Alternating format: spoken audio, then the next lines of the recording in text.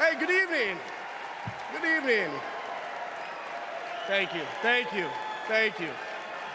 I'm Adam Kinzinger, and I am proud to be in the trenches with you as part of this sometimes awkward alliance that we have to defend truth, defend democracy, and decency. I was just a kid when I was drawn to the party of Ronald Reagan, to his vision of a strong America, the shining city on a hill. I was a Republican for 12 years in Congress, and I still hold on to the label. I never thought I'd be here, but listen, you never thought you'd see me here, did you? But I've learned something about the Democratic Party, and I want to let my fellow Republicans in on the secret. The Democrats are as patriotic as us.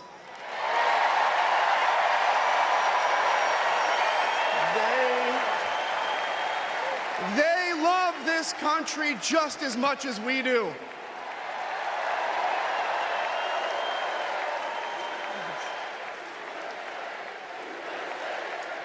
And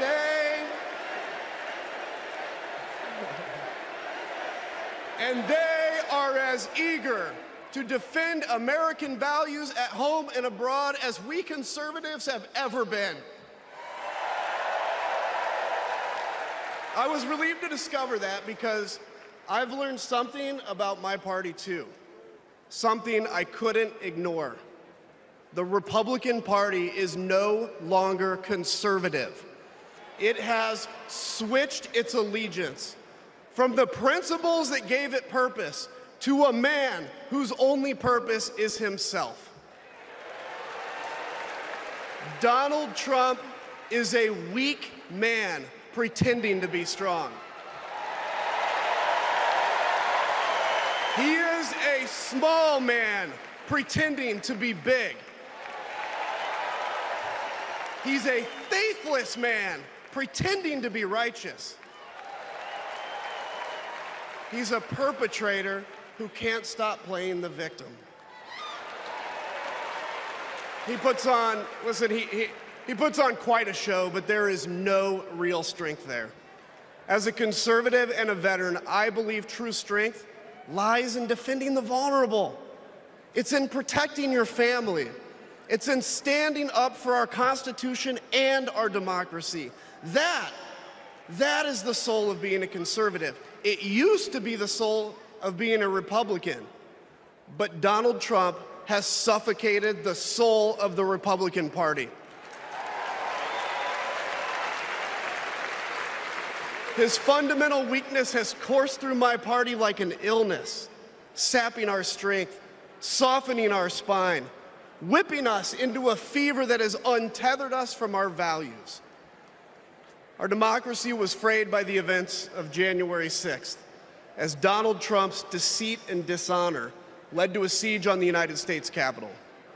That day, I stood witness to a profound sorrow, the desecration of our sacred tradition of peaceful transition of power, tarnished by a man too fragile, too vain, and too weak to accept defeat.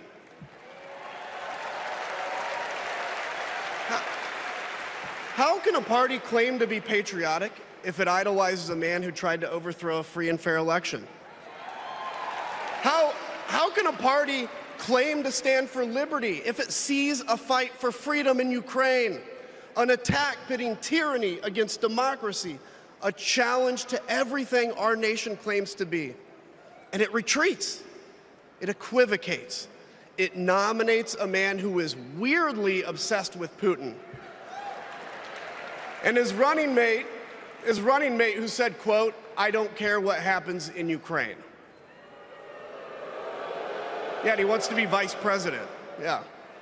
How can a party claim to be conservative when it tarnishes the gifts that our forebears fought for? Men like my grandfather, who served in World War II, who believed in a cause bigger than himself, and he risked his life for it behind enemy lines. To preserve American democracy, his generation found the courage to face down armies. Listen, all we're asked to do is to summon the courage to stand up to one weak man.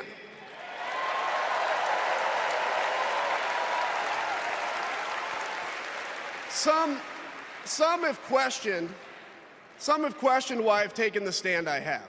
The answer is really simple, ladies and gentlemen. We must put country first. And tonight, as a Republican speaking before you, I'm putting our country first.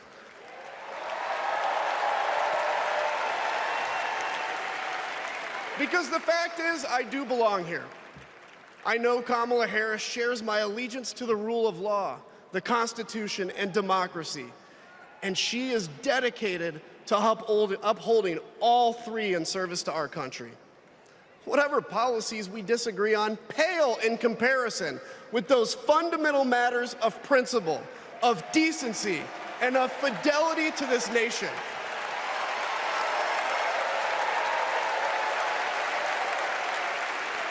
Listen, to my fellow Republicans, if you still pledge allegiance to those principles, I suspect you belong here too. Because democracy knows no party. It's a living, breathing ideal that defines us as a nation. It's the bedrock that separates us from tyranny, and when that foundation is fractured, we must all stand together, united, to strengthen it.